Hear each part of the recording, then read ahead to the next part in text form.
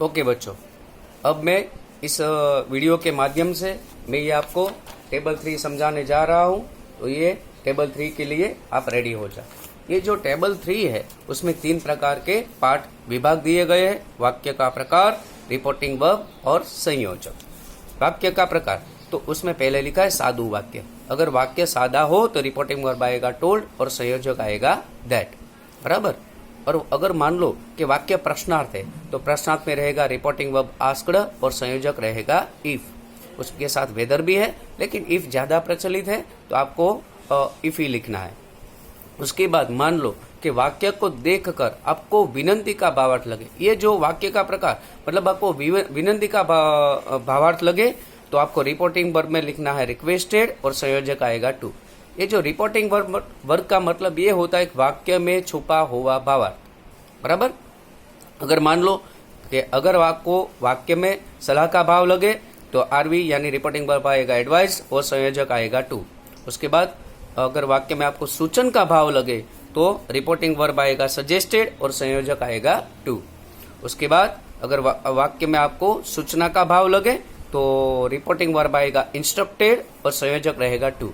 उसके बाद अगर वाक्य में आपको हुक्म का भावार्थ लगे तो रिपोर्टिंग वर्ब आएगा ऑर्डर्ड और संयोजक रहेगा टू। अगर वाक्य में आपको धमकी का भावार्थ लगे तो रिपोर्टिंग वर्ब आएगा थ्रेटन्ड और संयोजक रहेगा टू। अगर वाक्य में आपको उद्गार का भावार्थ लगे तो रिपोर्टिंग वर्ब आएगा एक्सक्लेम्ड और संयोजक रहेगा टू डेड।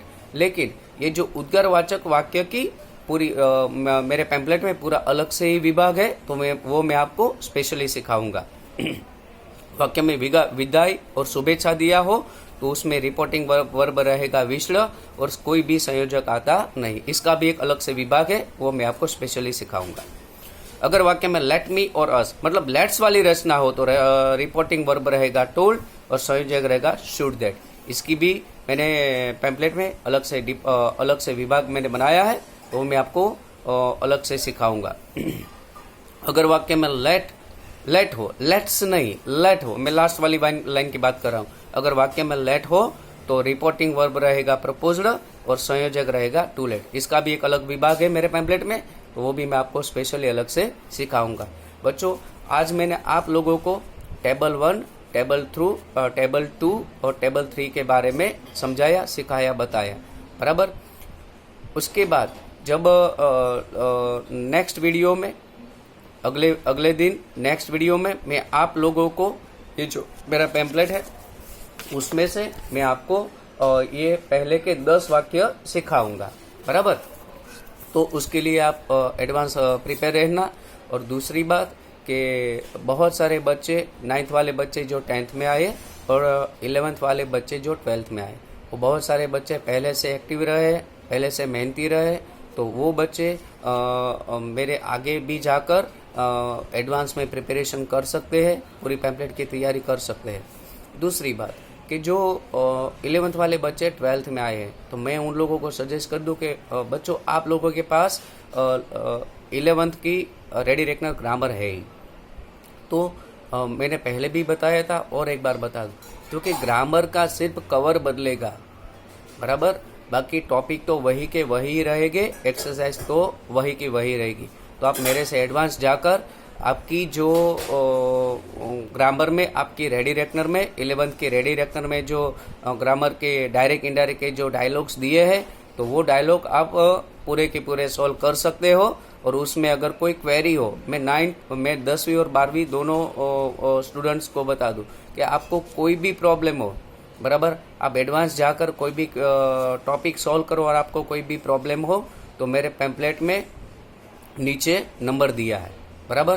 तो वो नंबर से आप मेरा कांटेक्ट कर सकते हो और कोई भी प्रश्न आप पूछ सकते हो। ये नंबर आपकी हेल्प के लिए है, ये हेल्पलाइन नंबर है, बराबर।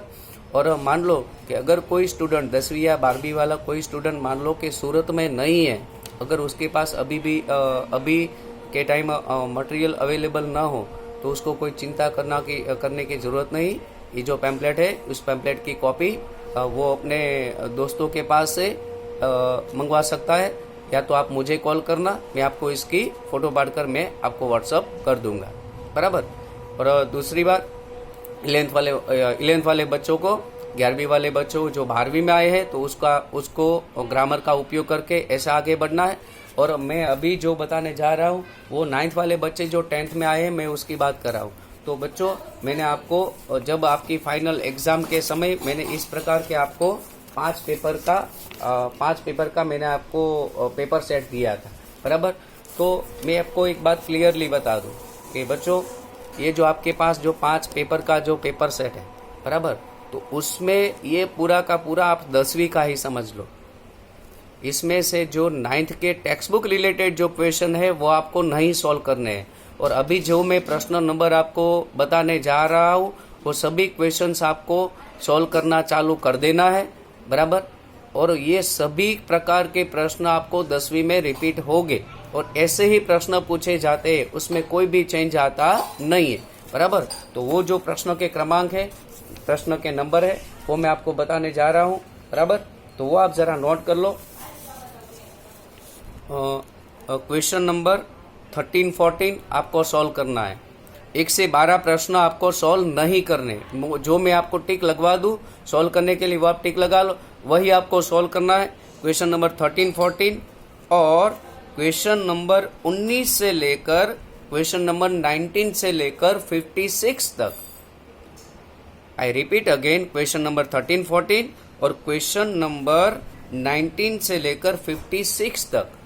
ये जो मैंने आपको प्रश्न क्रमांक बताए वो 5 पेपर में आपको सॉल्व करना चालू कर दे रहा है और कंपलसरी सॉल्व करना है, बराबर।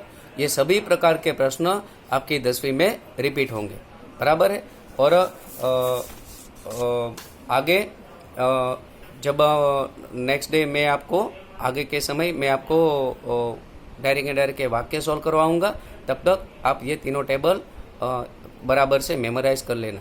और मैं आशा अपेक्षा रखता हूँ कि आप सुरक्षित रहो और प्लीज़ आप खुद और अपने परिवार फैमिली मेम्बर्स को समझाना कि बिना काम के घर से बाहर ना निकले और घर में ही रहे, सेफ रहे। और हम सब मिलकर ये जो कोरोना वायरस की जो अभी जो समस्या चल रही है, हम सभी को घर में रहकर इस कोरोना वायरस को हमें भगाना है और उसे हमें हराना है। Best of luck, good bye.